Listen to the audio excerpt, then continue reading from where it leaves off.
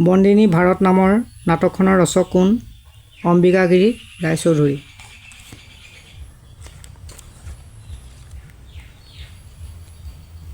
বংগদেশৰ একত্ৰীকৰণ কেতিয়া হৈছিল?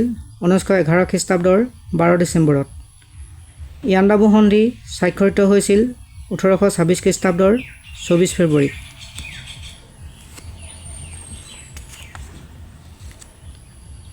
বন্দে মাতৰম গীতটিৰ ৰচক কোন আছিল? বংকিমচন্দ্ৰ চট্টোপাধ্যায়। অসমৰ প্ৰথম ICS কোন আছিল? আনন্দৰাম বৰুৱা।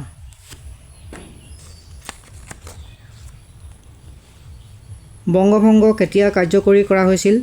1905 চনৰ 16 অক্টোবৰ। কোনখন আইনে বংগৰ গৱৰ্ণৰ পদটো গৱৰ্ণৰ জেনেৰেল পদলৈ উন্নীত কৰিছিল? 1773 নিয়ন্ত্ৰণকাৰী আইন।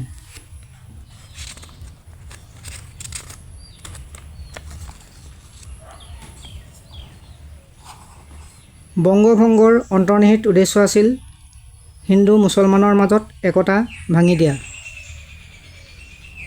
বংগ বিভাজন আঁচনি যুগুত কৰিছিল লৰ্ড কাৰ্জন। ভাৰতী নামৰ পত্ৰিকাখন সম্পাদনা কৰিছিল সৰলা দেৱী চৌধুৰীণী। স্বদেশী আন্দোলনৰ সময়খিনিত সৰ্বমুঠ কিমানখন মাধ্যমিক আৰু প্ৰাথমিক জাতীয় বিদ্যালয় গঢ়ি উঠিছিল? 62খন মাধ্যমিক আৰু 3000খন প্ৰাথমিক জাতীয় বিদ্যালয়।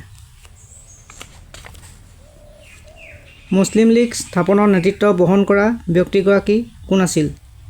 নৱাব ছলিমুল্লাহ। শাসন আৰু শোষণ একেলগে চলাই যোৱা হ'ব।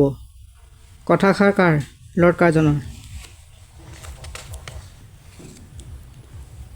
কোনে প্ৰথমে ব্ৰিটিছক নাইটহুড উপাধি ঘূৰাই দিছিল?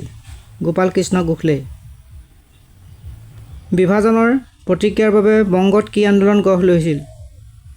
স্বদেশী আন্দোলন।